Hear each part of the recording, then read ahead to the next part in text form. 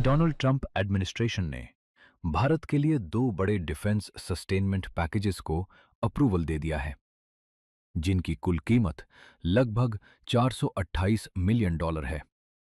इसमें Indian army के AH-64E Apache attack helicopters के लिए करीब 200 मिलियन डॉलर का सपोर्ट पैकेज और M777A2 अल्ट्रा लाइट हॉविट्जर्स के लिए 230 मिलियन डॉलर का लॉन्ग टर्म सस्टेनमेंट पैकेज शामिल है।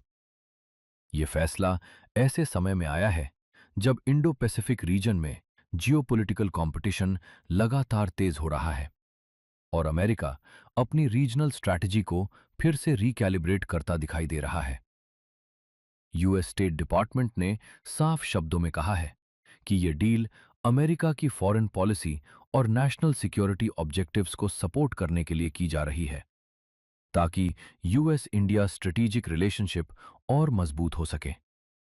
साथ ही इंडिया को इंडो पैसिफिक और साउथ एशिया में पॉलिटिकल स्टेबिलिटी, पीस और इकोनॉमिक प्रोग्रेस के लिए एक महत्वपूर्ण स्ट्रेटेजिक पार्टनर बताया गया है। अपाचे पैकेज के तहत इंडिया को engineering support, technical assistance, logistics services, personal training, technical publications और ऑपरेशनल सस्टेनमेंट सपोर्ट मिलेगा। बोइंग और लॉकहीड मार्टिन इसके प्रिंसिपल कॉन्ट्रैक्टर्स होंगे।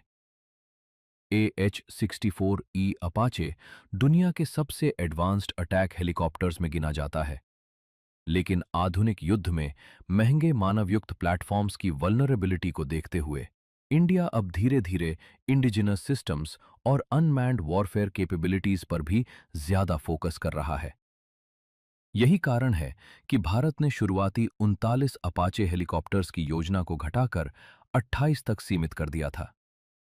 दूसरी तरफ M777A2 अल्ट्रा लाइट हॉविट्जर्स के लिए अप्रूव्ड सस्टेनमेंट पैकेज में spare parts, repair services, field representatives, depot capability, technical assistance और लॉन्ग टर्म मेंटेनेंस सपोर्ट शामिल है।